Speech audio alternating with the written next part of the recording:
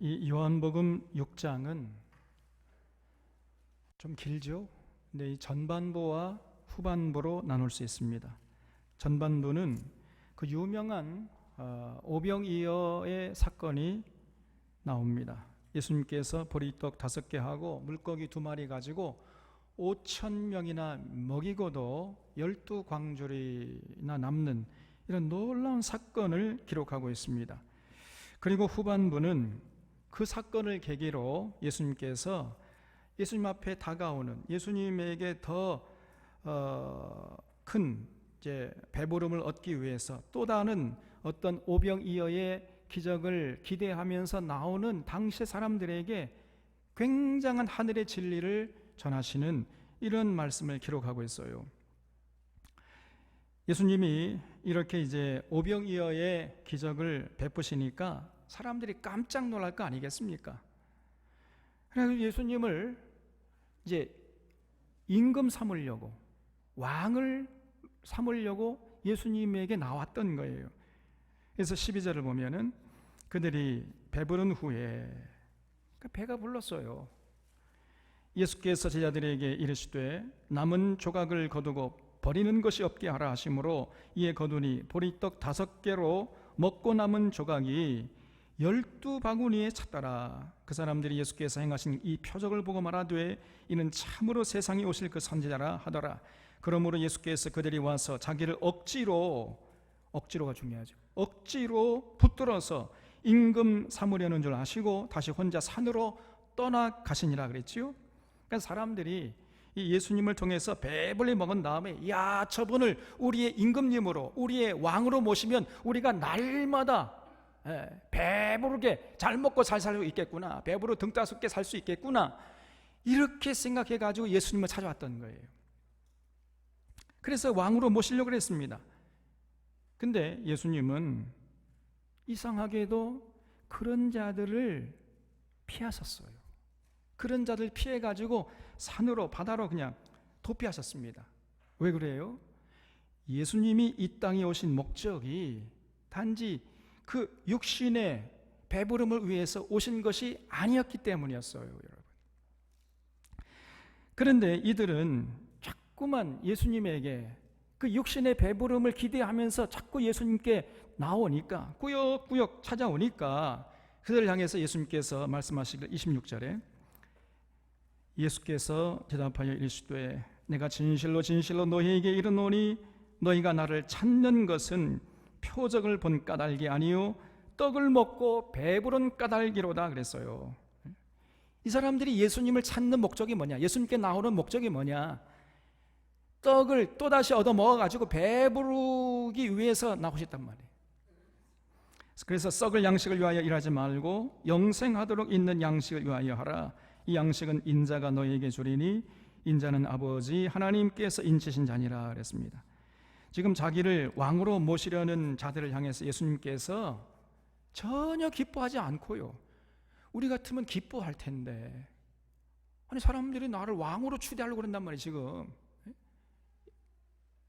오늘날 하면은 대통령으로 저분이야말로 우리의 대통령감이다 막 이래가지고 나오는데, 그러면 기뻐해야 할 것 같은데 예수님은 전혀 기뻐하지 않고 오히려 점잖게 충고했습니다. 너희들 썩을 양식을 위해 일하지 말고 영생하도록 있는 양식을 위하여 하라 그랬어요. 예수님께서 이 땅에 오신 목적은 영생하도록 있는 양식을 주시기 위해서 오신 것이지 육신의 양식을 주시기 위해서 오신 것이 아니라는 것입니다. 그런데 이들은 자꾸만 또 다른 오병이어의 기적을 바라면서 기대하면서 예수님께 나왔던 거예요. 그러니까 예수님께서 그런 자들 아주 싫어하셨습니다. 오늘날에도 여전히 예수님께 나아가는 목적이 영생하도록 하는 양식을 얻기 위해서 나아가는 것이 아니고 썩을 양식을 위해 나가는 자들이 많아요. 오늘 한국교회 안에 그런 자들이 너무나 많습니다. 자신의 사업과 출세를 위해서, 가정의 평안을 위해서, 자녀들의 출세를 위하는 마음으로 나아가는 거예요. 그냥 그 옛날 우리 선조들이 커다란 느티나무 밑에서 정한수 떠놓고 비나이다 우리 남편 사업 잘 되게 해주고 우리 자녀들 출세하게 해달라고, 그러한 모습이 그냥 교회 안에 그대로 들어와 버린 거예요. 그냥 신앙생활하는 모습이 그 이상도 아니고 그 이하도 아닙니다. 예수님은 영생하도록 있는 양식을 주려고 하시는데 우리들은 썩을 양식을 기대하면서 자꾸 나아가는 거예요. 그런 자들이 아무리 열심히 예수님께 나아갈지라도, 수천만 명이 예수님께 나아간다 할지라도 예수님은 전혀 기뻐하지 않으시고 오히려 그런 자들 피해서 도피하세요. 그냥 그걸 우리 사랑하는 샤론의 교우들은 잊지 마시기를 바랍니다. 여기 28절을 보겠습니다. 그들이 묻되 우리가 어떻게 하여야 하나님의 일을 하오리까? 이렇게 물었어요. 그러니까 너희가 썩을 양식을 위하여 일하지 말고 영생하도록 있는 양식을 위하여 하라. 그러니까 이 사람들이 그러면 우리가 어떻게 하나님의 일을 하겠습니까? 이제 조금 이제 알아듣는 채 하면서 이렇게 물었어요. 그래서 예수님께서 29절에서 하나님께서 보내신 일을 믿는 것이 하나님의 일이니라 그랬어요. 그러니까요, 그러면 우리가 당신을 하나님이 보내신 분이라고 믿게 하는 표적이 뭡니까? 과거에 그 모세는 광야에서 하늘에서 내려온 만나를 우리 조상들에게 먹게 했는데 당신은 우리가 당신을 하나님께서 오신 사람이라고, 그런 분이라고 믿게 할 표적을 좀 보여주십시오. 이렇게 요구한 거예요. 그러니까 예수님이 모세가 그 너희들 조상들에게 떡을 준 것이 아니야 이것들아. 하나님이 주신 거야. 하나님이. 네 아버지께서 주시는 떡은 세상에 생명을 주는 것이야. 이렇게 말씀하니까요, 그들이 또 응답하기를 그렇다면 주여 그런 떡을 항상 우리에게 주어서 먹게 해 주시옵소서. 또 이렇게 요구하는 거예요. 이런 대화가 그러니까 전혀 지금 좀 초점이 맞지 않는 대화가 이어지는 거예요. 그러면서 예수님이 놀란 말씀을 했습니다. 35절에 예수께서 이르시되 나는 생명의 떡이니 내게 오는 자는 결코 줄이지 아니할 터이요 나를 믿는 자는 영원히 목마르지 아니하리라 그랬어요. 예수님이 자신을 소개하기를 내가 생명의 떡이다 그랬어요. 참 놀라운 얘기죠. 예수님께서 이 땅에 오신 것은 우리들에게 육신의 떡을 배불리 먹게 하시는 것이 아니고 영생하도록 있는 생명의 떡을 주려고 오셨다는 거예요. 그리고 영원히 목마르지 않는 생수를 주시려고 오셨다는 겁니다. 그러면서 39절에서 나를 보내신 이의 뜻은 내게 주신 자 중에 내가 하나도 잃어버리지 아니하고 마지막 날에 다시 살리는 이것이니라. 거기 줄쳐 보세요. 마지막 날에 다시 살리는 이것이니라. 여러분 이 구절이 계속 나와요. 마지막 날에 다시 살리는 이것을 위해서 내가 왔노라. 이렇게 예수님 말씀하세요. 내 아버지의 뜻은 아들을 보고 믿는 자마다 영생을 얻는 것이니. 마지막 날에 다시 살리는 게 뭐죠? 영원한 생명, 영생을 얻게 하려고 오셨다는 겁니다. 예수님께서 마지막 날에 내가 이를 다시 살리리라 하시니라 그랬죠. 또다시 반복되고 있습니다. 그러니까 예수님은 영생하도록 있는 생명의 떡이신데 그 떡을 먹는 자들은요 단지 육신의 굶주림을 해결해 주는 떡이 아니고 우리의 영혼을 만족시키고 그리고 우리를 영원히 살게 하는 떡이라는 거예요. 영원히 살게 하는 떡, 영생을 주는 떡이다. 이렇게 예수님이 주는 떡은요 차원이 다릅니다. 이 예수님이 주시는 이 영생의 떡을 먹는 사람은 마지막 날에 다시 살게 될 것입니다. 죽어도 다시 사는 거예요. 다시 살 때는 우리가 이제 하늘의 몸, 신령한 몸을 입고 다시 살게 되는데 그때는 영원한 생명을 얻게 되는 겁니다. 그 부활의 영광에 참여하는 자가 될 것이고 천국에서 영생을 누리는 자들이 되는 것이에요. 네, 이렇게 수준 높은 말씀을 그저 단지 그냥 육신의 배부름, 배불리 먹기를 바라면서 예수님을 찾았던 그 당시의 사람들이 제대로 이해할 리가 없죠. 예수님의 이 수준 높은 말씀을 전혀 이해를 못했던 것입니다. 그래서 41절에 자기가 하늘에서 내려온 떡이라 하심으로 유대인들이 예수에 대하여 수군거려 이르되 이는 요셉의 아들 예수가 아니냐? 그 부모를 우리가 아는데 자기가 지금 어찌해서 하늘에서 내려왔다 하느냐? 그러면서 이 예수님의 말씀을 오해를 하고 곡해를 합니다. 전혀 이해를 못하는 거예요. 그래서 43절에서 예수께서 대답하시되 너희는 서로 수군거리지 말라. 나를 보내신 아버지께서 이끌지 아니하시면 아무도 내게 올 수 없으니 오는 그를 내가 마지막 날에 다시 살리리라. 또 다시 반복하세요. 내가 마지막 날에 그를 다시 살릴 것이다. 여러분, 예수님이 이 땅에 오신 목적을 우리가 분명히 해야 됩니다. 예수님 오신 목적은 마지막 날에 우리를 다시 살려서 영원히 죽지 않고 영원히 살게 하시기 위한 것이었어요. 그래서 영생을 주시려고 이 땅에 오신 것입니다. 예수님이 생명의 떡이 되셔서 우리에게 영원한 생명, 영생을 이 땅에서 맛보고 누리고 또 우리가 죽게 되면 이제 부활의 영광스러운 자리에 참여하게 해서 영원한 생명을 누리게 하기 위해서 이 땅에 오셨던 거예요. 그런데 많은 사람들이 여전히 예수님께 나올 때 여전히 세상적인 썩을 것을 가지고 그거를 얻기를 기대하면서 나아가는 거예요. 그냥 예수님 47절 이하에서 더 분명하게 말씀했습니다. 진실로 진실로 너에게 이르노니 믿는 자는 영생을 가졌나니 내가 곧 생명의 떡이니라 그랬습니다. 여기 진실로 진실로라는 말은 강조용법이지요. 예수님이 영생하게 하는 생명의 떡임을 믿으라는 거예요. 그걸 강조하고 있습니다. 49절에 너희 조상들은 광야에서 만나를 먹었어도 죽었거니와 이는 하늘에서 내려오는 떡이니 사람으로 하여금 먹고 죽지 아니하게 하는 것이니라. 나는 하늘에서 내려온 살아있는 떡이니. 놀라운 얘기죠. 예수님이 하늘에서 내려온 살아있는 떡이다 그랬어요. 사람이 이 떡을 먹으면 영생하리라. 여러분 믿습니까? 이 놀라운 말씀을 많은 사람들이 그냥 스쳐 지나쳐요. 사람이 이 떡을 먹으면 영생하리라. 내가 줄 떡은 곧 세상의 생명을 위한 내 살이니라 그랬어요. 놀라운 얘기를 하십니다. 그러니까 이 예수님이 생명의 떡이신데 그 생명의 떡이 다름 아닌 예수님의 살이라는 거예요. 또 그러니까 유대인들이 이 예수님의 말씀을 전혀 이해를 못하고 이 사람이 어찌 능히 자기 살을 주어서 우리로 먹게 하겠느냐, 우리 보고 지금 식인종이 되라는 말이냐, 뭐 이렇게 또 곡해를 해요. 예수님은 하늘의 차원에서 말씀을 하고 계시는데 당시 사람들은 땅의 차원에서 예수님의 말씀을 이해하고 받아들이는 거예요. 그러니 어떻게 이해를 하겠습니까? 대화가 통할 리가 없는 거지요.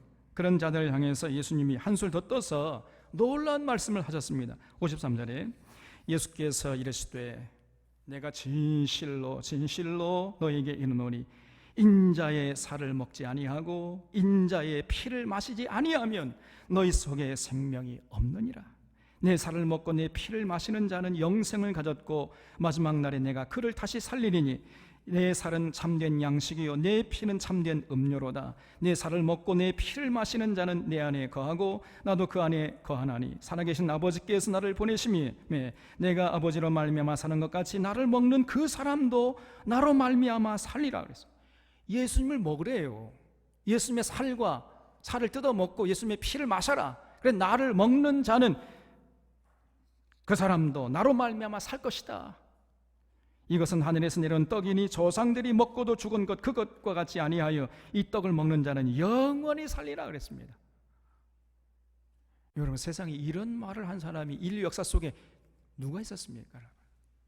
아무도 이런 말을 한 사람이 없어요. 예수님 외에는.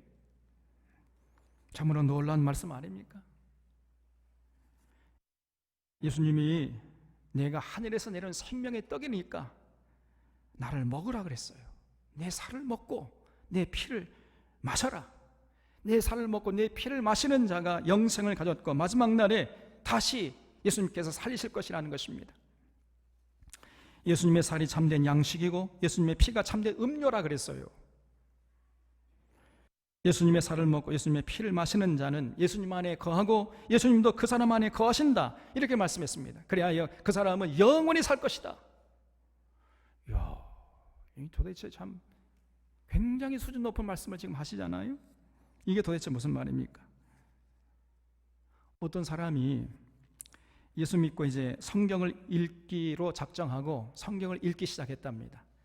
근데 하필이면 이 사람이 창세기부터 읽어야 할 텐데 하필이면 요한복음 6장부터 읽었어요. 또 내가 하늘로서 내려온 생명의 떡이니 나를 먹어라, 내 살을 먹고 내 피를 마시라. 이런 글을 읽으면서 이야, 이거 예수쟁이들 알고 보니까 이거 상종 못할 존재들이구나 이거. 에? 어떻게 우리 보고 지금 식인종 되라는 거야? 그러면서 예수 믿기를 포기했답니다. 조금 웃어주세요.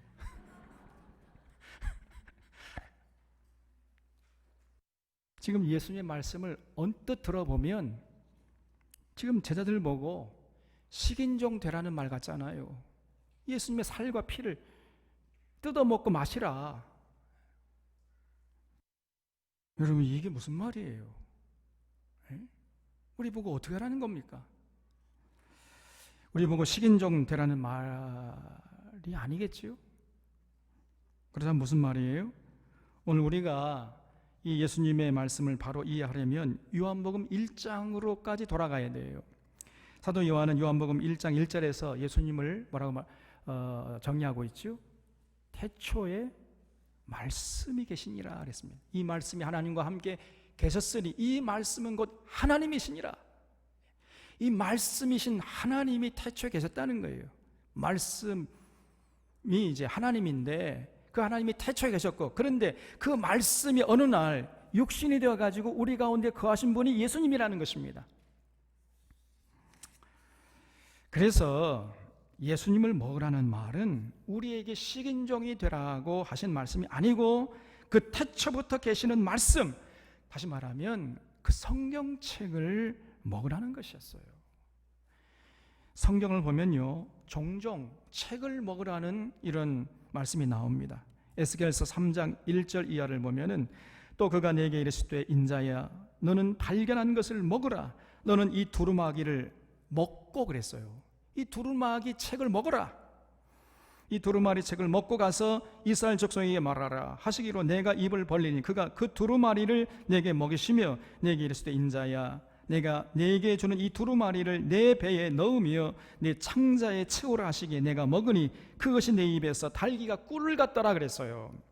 하나님께서 어느 날 에스겔을 부르셔가지고 말씀하시기를 이 두루마리 책을 먹으라는 겁니다. 제가 대학 시절에 경험한 건데요, 제 친구 중에서 영어 공부를 열심히 하는 친구가 있었습니다. 근데 이 친구는요, 영어 사전을 A부터 Z까지 A, B, C, D 한 장도 빼지 않고 영어 사전을 다 그냥 암기하기로 결정을 하고요,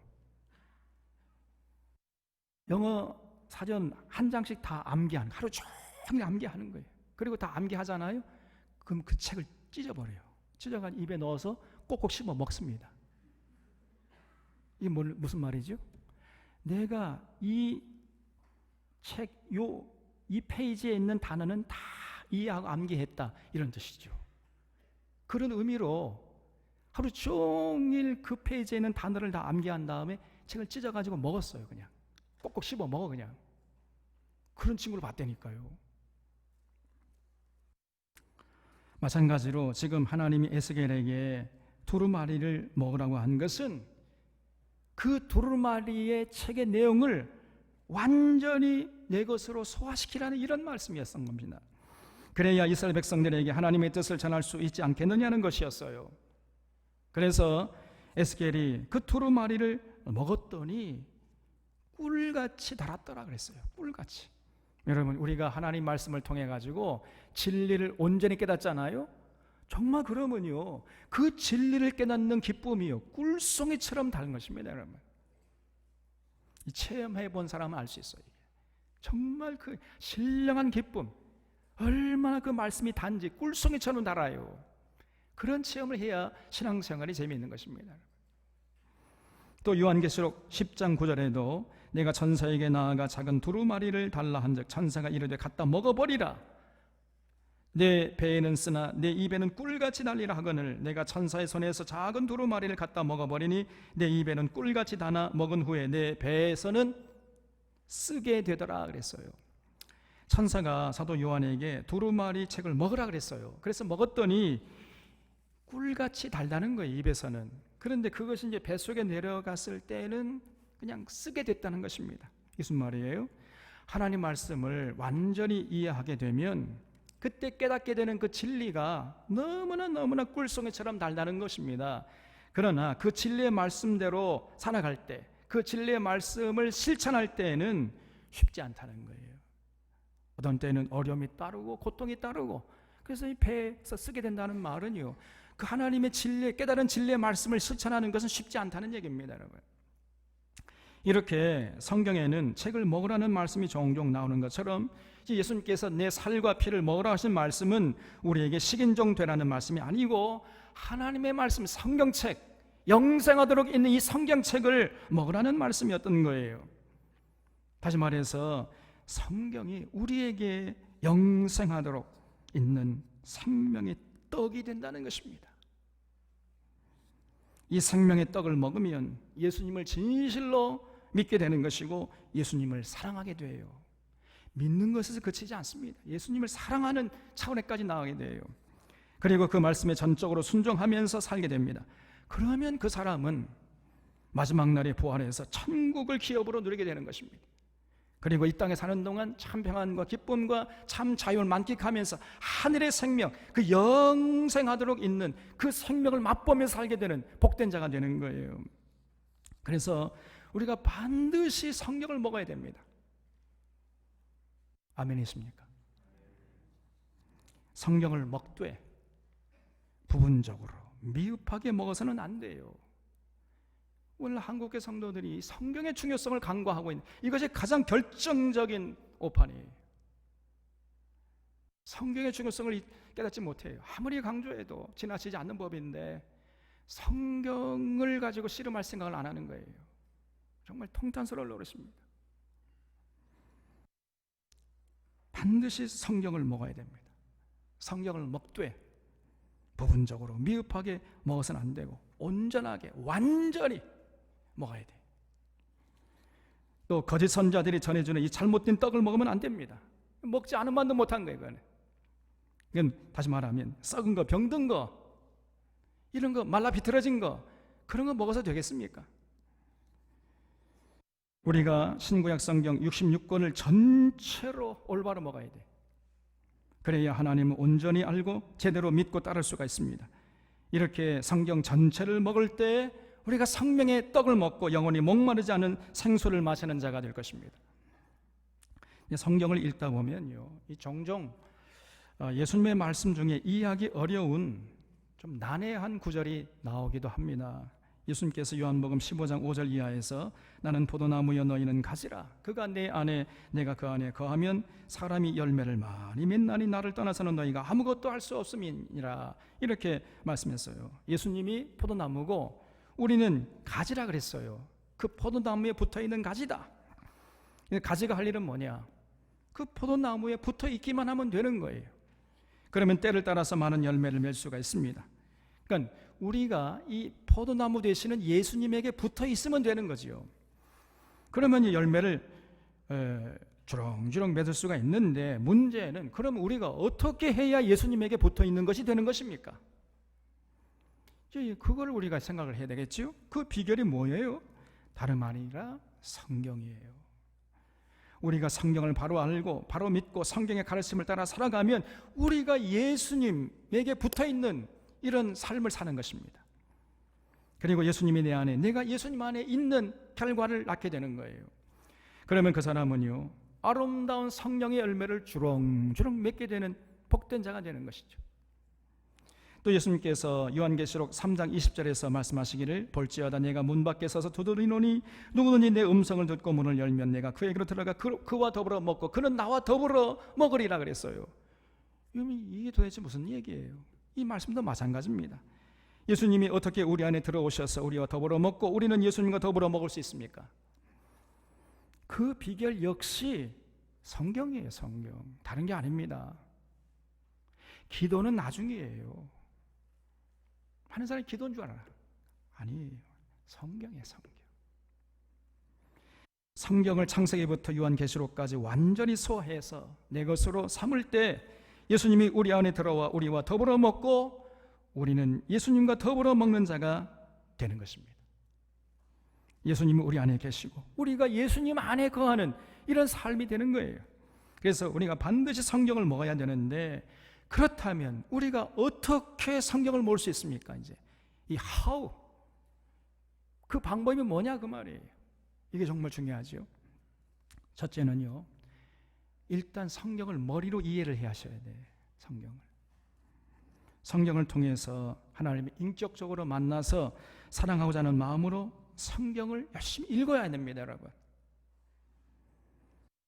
그때 성령님께서 그 성경을 이해할 수 있도록 우리를 도와주세요.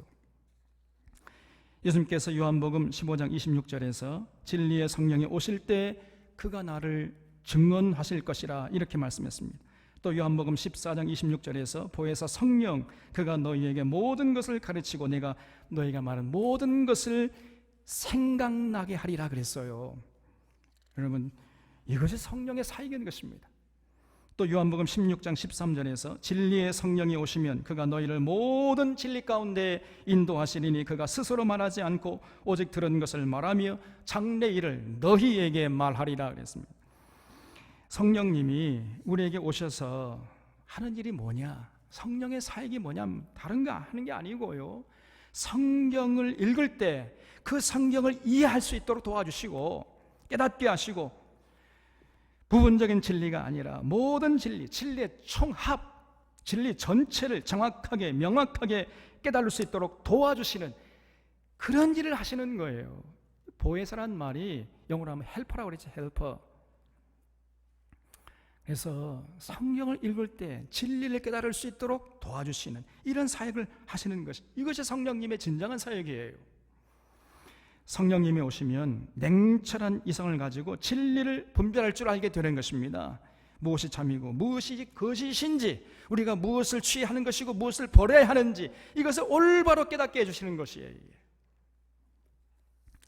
그리고 마음은 뜨거워져 가지고 깨달은 진리를 위해서 열정적으로 헌신하는 이런 삶을 살아갈 수 있도록 우리를 자꾸 격려하시는 거예요. 이것이 진정한 성령의 역사요 사역인 것입니다. 그래서 우리 기독교를 흔히 말씀의 종교라고 하는 거지요. 이 말은 이성을 전제하는 얘기예요. 말씀의 종교라는 것은 말씀을 깨달으려면 우리의 이성이 활발하게 작동돼야 하는 거 아니겠습니까? 그래서 이성의 활동이 왕성해가지고 말씀의 의미를 깨달을 수 있도록 역사하시는 분이 바로 성령님이시단 말이에요. 그래서 우리 기독교는 지성의 종교 혹은 지적인 종교, 이렇게 얘기할 수 있는 것입니다. 이 말은 머리 좋은 사람만 예수 믿을 수 있다는 말이 아니라, 일단 예수 믿기로 작정했으면 가장 먼저 성경을 공부해야 한다는 말이에요. 성경을 통해서 하나님을 만나기를 원하고 진리를 깨닫기를 원하는 사람이라면 그 누구나도 성령님께서 도와주시는 겁니다. 이렇게 성령님의 도움을 받아가면서 우리가 성경 전체에 대한 내용을 하루속히 올바로 온전히 충분히 머리로 이해를 해야 됩니다. 이 작업이 가장 먼저 선행되어야 돼요. 그런 다음에 우리가 예배도 드리고, 그런 다음에 기도도 하고 찬양도 하고 봉사도 하고 이렇게 해야 되는 것입니다. 근데 가장 중요한 이 성경을 머리로 이해하는 일을 우리 많은 사람들이 등한히 한단 말이에요. 그러니까 올바로 신앙생활을 할 수가 없어요. 그 다음에는 이해한 내용을 깊이 묵상하는 것입니다. 사슴이 시냇물을 찾아 헤매듯이 그 이해한 내용을 통해서 진리를 찾으려는 열정을 가지고 자기의 자신을 시간을 내어가지고 하나님 말씀 앞에 서서 깊이 묵상하는, 성찰하는 시간을 개인적으로 갖는 거예요. 이런 시간들을 통해서 성경의 진리를 이제 마음으로 느낄 수 있어야 하는 것입니다. 이때도 역시 성령님께서 그렇게 하려고 하기만 하면은 도와주시는 거예요. 그럴 때 진리를 깨닫는 즐거움이 가득하게 되는 것이고, 그 진리의 말씀을 깨닫게 되는 그 기쁨이요, 꿀송이처럼 달게 느껴지는 겁니다, 여러분. 그런 다음에는 이렇게 깨달은 진리를 우리의 삶 속에서 이제 실천하는 것이죠. 근데 실천할 때는 아까 말씀드린 대로 쉽지가 않다 그랬죠. 우리가 입에서는 달지만은 배에서 쓴 것처럼 우리가 하나님의 진리의 말씀을 실천할 때는요, 어렵기도 하고 때로는 고통스럽기도 해요. 때로는 핍박을 감내해야 할 때도 있는 것입니다. 그러나 이때도 걱정할 필요 없는 것은 성령님께서 도와주세요. 그래서 능히 그걸 감당할 수 있도록 힘을 불어넣어 주시는 것입니다. 사도 바울이 로마서 8장 30절에서 말씀하신 것처럼 성령님께서 미리 정하신 자들을 부르시고 부르신 자들을 의롭다 하시고 의롭다 하신 자를 영원롭게 하시는 이런 사역을 해나가시는 거예요. 이렇게 성경을 이해하고 진리를 깨닫고 실천하는 전 과정을 도와주시는 분이 바로 성령님이세요. 우리 혼자 신앙생활하는 게 아닙니다. 눈에 보이지는 않지만 성령님께서 오셔서 성경을 사모하게 하고 성경의 진리를 깨닫게 하고 그 진리 따라 살아갈 수 있도록 우리를 자꾸만 격려하고 자극하고 위로하고 힘을 불어넣어 주시는 것이에요. 그렇기 때문에 진실로 성령님께서 오시면 우리의 이성이 맑아지고 분별력이 생기는 것입니다. 냉철한 이성을 가지고 참과 거짓을 분별하면서 태양보다 뜨거운 열정을 가지고 거짓을 버리고 참을 따르려고 하는 거예요. 이것이 진정한 성령의 사역인데 오늘날 성령 사역을 한다는 이런 한국교회를 보면요, 완전히 엉터리입니다. 성경에 근거가 없어요. 그래서 그런 데 따라다니면 안 됩니다. 정말 진정한 성령의 사역을 맛보게 되면요, 그러면 그런 자의 삶 속에 평안이 넘치고 기쁨이 넘치고 참 자유함이 넘치고 그래서 하늘의 생명을 만끽하는 영생하도록 있는 그 생명의 떡을 올바로 먹게 되는 거예요.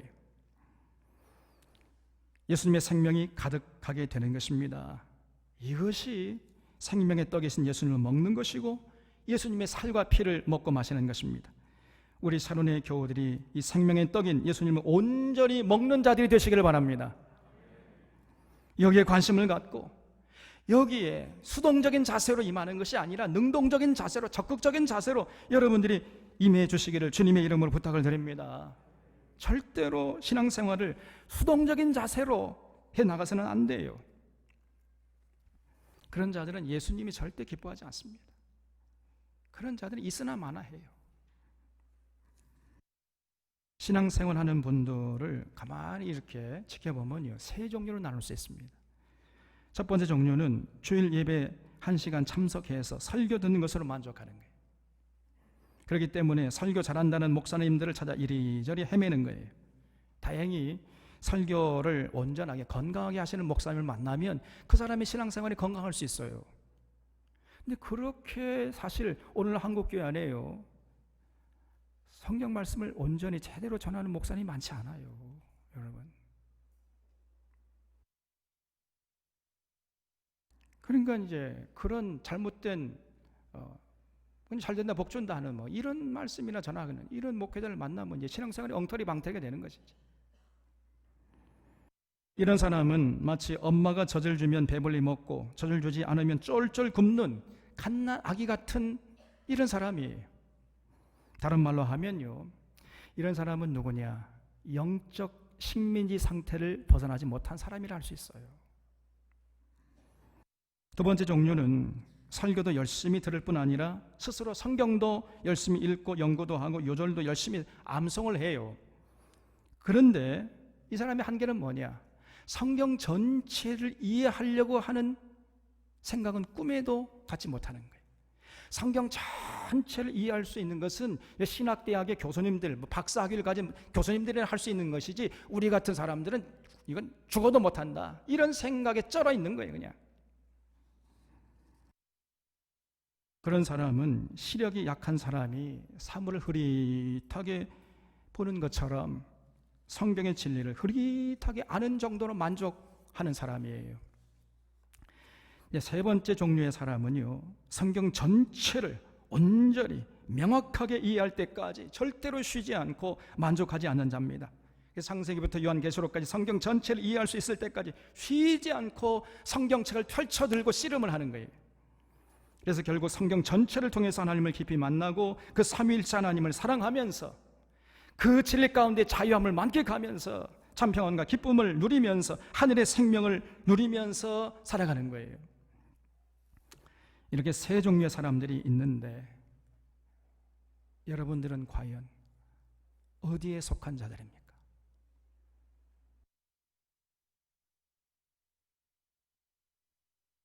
우리 샤론의 교우들은 세 번째 종류의 사람들이 되시기를 바랍니다. 이런 교회를 세우라고 하나님께서 우리 들고 부른 샤론교회를 세워주신 줄로 믿습니다. 여러분 꼭 기억하세요. 성경은 신학대학 교수님들의 전유물이 아닙니다. 또 목사님들의 전유물도 아니에요. 그런 생각을 빨리 벗어버려야 돼요. 그거는 중세 때의 사고방식이에요. 지금 500년이나 흘렀는데 여전히 그 중세 때 사고방식을 벗어버리지 못하는 사람들이 많습니다. 그래서 어느 목사님이 설교가 좋으냐, 목사님 설교 좋은 목사님 찾아 헤맨단 말이에요. 그거는 갓난아기 같은 사람이. 여러분, 하나님은 몇몇 사람들만 이해할 수 있도록 성경을 기록하지 않았어요. 진리를 사모하는 사람이라면 누구든지 얼마든지 이해할 수 있도록 충분히 쉽게 기록해 놓으셨습니다. 그래서 우리 모두가 성경을 스스로 온전히 이해하고 성경의 진리로 무장할 수 있도록 이렇게 만들어 주셨어요. 그렇게 해야 하는 것입니다. 그래야 우리가 신앙생활을 올바로 건강하게 하면서 참 평안과 기쁨과 참 자유를 만끽하면서 영생을 맛보고 누릴 수가 있는 것입니다. 그리고 또 목회자들은 그런 수준에 도달하도록 성도들에게 성경을 빠르게 가르쳐서 성경의 진리로 무장하도록 돕는 그 일에 올인해야 돼요. 이것이 목회자의 가장 중요한 사명인 것입니다. 동의하십니까? 그런 목회자가 올바른 목회자고요. 그런 목회자가 건강한 목회자예요. 사람을 많이 불러 모으는 그런 목회자가 건강한 목회자가 아니고 한 심령 속에 성경의 66권 전체를 올바로 이해할 수 있도록 한 생명을 위해서 목숨을 걸 줄 아는 이런 목회자가 진정한 건강한 목회자인 줄로 믿으시기 바랍니다. 여러분, 성경을 비유하자면 성경이 뭡니까? 여러분, 성경은요 우리의 영생이 걸려있는 신앙생활의 사용 설명서라고 할 수 있어요. 우리 영생이 걸려있다니까요. 이 성경을 제대로 이해할 수 있느냐 없느냐에 따라서 우리 영생이 걸려있어요. 영생이, 영원한 생명이. 그러니 성경의 내용을 다 이해하려고 몸부림치면서 씨름해야 되지 않겠습니까? 여러분들이 만약에 고급 자동차를 샀다면 어떻게 합니까? 그 자동차 안에 사용 설명서가 있지요. 그 사용 설명서를 꼼꼼히 읽지 않겠습니까? 왜냐하면 그 고급 자동차 전부 그 기능을 다 우리가 사용해야 되니까 사용 설명서를 꼼꼼히 읽을 거예요. 그런데 어째서 우리의 영생이 걸려있는 성경을 가지고 씨름할 생각은 하지 못하는 겁니까, 여러분? 지금까지는요 우리 한국교회 성도들이 그런 생각을 못했어요.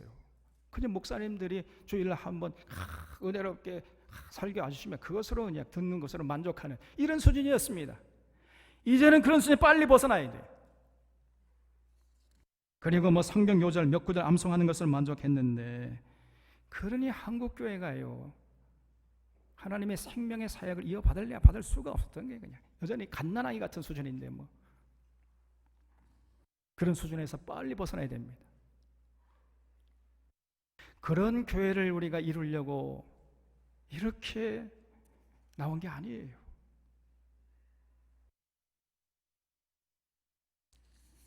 그런 모습들은 너무나 부족하고 너무나 미흡한 것입니다. 그 정도 가지고는 영생을 맛보고 누릴 수가 없어요. 그러니 영생을 맛보고 누릴 수 없으니 어떻게 강력한 마귀의 진영을 파할 수가 있겠습니까? 어떻게 이 어지러운 세상에서 하나님의 영광을 드러내는 건강한 하나님의 백성으로 살 수 있겠습니까? 그럴 수가 없어요. 여러분들이 직접 성경을 가지고 씨름하면서 성경 전체를 머리로 이해하려 하고 가슴으로 뜨겁게 진리의 말씀을 느껴보려 하고 그 뜻을 삶의 현장에서 실천하려고 애를 써야 하는 것입니다. 이런 능동적인 자세가 우리에게 필요하고 여기에 우리의 신앙의 열정을 불태워야 되는 것이에요. 삼위일체 하나님은 이런 성도들을 주목하시고 이 어지러운 세상을 승리할 수 있도록 함께 하시는 것입니다. 예수님께서 내가 하늘에서 내려온 생명의 떡이니 나를 먹으라, 내 살을 먹고 내 피를 마시라, 이 말씀에는 이런 심오한 내용이 담겨 있었던 거예요. 그러니까 당시에 사람들은요, 이런 예수님의 말씀을 전혀 이해하지 못했습니다. 그래서 60절에 보면 제자 중 여럿이 듣고 말하되 이 말씀은 어렵도다, 누가 들을 수 있느냐 한데 그랬죠. 그래서 66절에 보면 그때부터 그의 제자 중에서 많은 사람이 떠나가고 다시 그와 함께 다니지 아니하더라 그랬습니다. 그러니까 예수님에게서 육신의 떡이나 배불리 먹기를 기대하고 나온 사람들은요, 실망하고 전부 예수님 떠나가 버렸어요. 그럴 수밖에 없습니다. 그들은 뭐 전혀 영생하게 있는 생명의 떡에는 관심이 없었기 때문에 좀 배불리 육신의 뭐 배부름이나 기대하고 나온 자들이 실망할 수밖에 없고 그냥 아이고 이거 뭐 따라가 봤자 뭐 이래가 다 떠나가 버린 거예요. 그래서 67절에서 예수님이 12 제자에게 이르시되 너희도 가려느냐 이게 물었어요. 이때 베드로가 시몬 베드로가 대답하되 주여 영생의 말씀이 주께 있사오니 우리가 누구에게로 가오리까? 우리가 주는 하나님의 거룩하신 자인 줄 믿고 알았사옵나이다 그랬습니다. 이 시몬 베드로가 대답을 잘했죠. 참 기특합니다 여러분. 그러니 예수께서 대답하시되 내가 너희 12를 택하지 아니했느냐? 그러나 너희 중에 한 사람은 마귀니라 하시니라 그랬습니다. 주쳐보세요. 너희 중에 한 사람은 마귀니라. 여러분, 예수님이 택하신 자들 중에도요 마귀가 있었다는 거예요. 귀신 들린 자가 있었다는 겁니다 여러분. 그렇기 때문에 우리도 조심해야 됩니다. 우리가 교회 나올 때마다 내가 교회 나오는 이유가 무엇인가? 내가 무엇 때문에 예수님 앞으로 나아가려고 하는가? 이 궁극적인, 이 근본적인 질문 앞에 우리가 서야 돼요.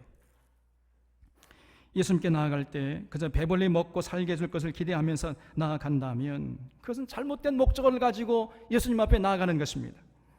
그런 삶을 보시면요, 예수님이 기뻐하기는커녕 그들을 슬슬 피하세요. 그냥 너무 곤혹스러워 하시면서 그런 자들을 피한다니까요.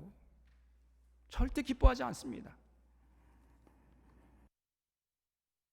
그렇기 때문에 그런 자들이 교회당에 아무리 모여있다 한들 예수님은 전혀 그런 교회를 기뻐하지 않으세요. 기복신앙이나 번영신앙이나 신비주의 신앙의 모습으로 나아가는 자들은 결코 예수님을 기쁘게 할 수 없는 것입니다. 예수님께 나아갈 때 성경 말씀을 통전적으로 이해하려 하고 깨달은 진리에 따라 살아가려고 하는데 여기에 목적을 두고 나아가고 여기에 집중해야 돼요. 이것이 우리 신앙생활의 목적이요 내용이 되어야 하는 것입니다. 이것을 위해 기도하고 애쓸 때 비로소 성령님께서 도와주시는 거예요. 지금 세상을 돌아보면요, 세상이 그리 만만치가 않아요. 성경의 가르침을 따라 사는 것이 결코 쉽지 않습니다. 입에서는 달지만 배에서 쓴 것이 사실이에요. 여러분, 진리를 깨달을 때는 기쁘지만은요, 그 깨달은 진리를 실천하는 것은 쉽지 않습니다. 세상이요, 그렇게 단순하지가 않아요. 그 가르침을 따라 살 때 때로 마귀가 유혹하기도 하고 위협하기도 합니다. 그러나 우리가 미리 걱정할 필요가 없습니다. 성령님이 도와주기 때문에 그래요. 어떤 어려움도 성령님이 이기게 하십니다. 성령님께서 끝까지 그 생명길에서 승리해서 영생을 누리는 자들이 되게 하실 것입니다. 아무쪼록 우리 사론의 교우들은 생명의 떡을 풍성히 먹고 영생하는 자들이 되시기를 바랍니다. 하겠습니다. 하나님 아버지, 내가 하늘에서 내려온 생명의 떡이니라 네 살과 피를 먹고 마시라는 이 귀하신 말씀을 듣게 하시니 감사합니다. 언제나 주님의 살과 피인 성경 66권을 바르게 알고 바르게 믿고 실천하는 참 믿음의 소유자들 되게 하여 주시옵소서. 그래서 늘 영생을 누리면서 참 평안과 기쁨과 참 자유를 만끽하는 사론의 교우들 되게 해 주시옵기를 예수님의 이름으로 기도하옵나이다. 아멘.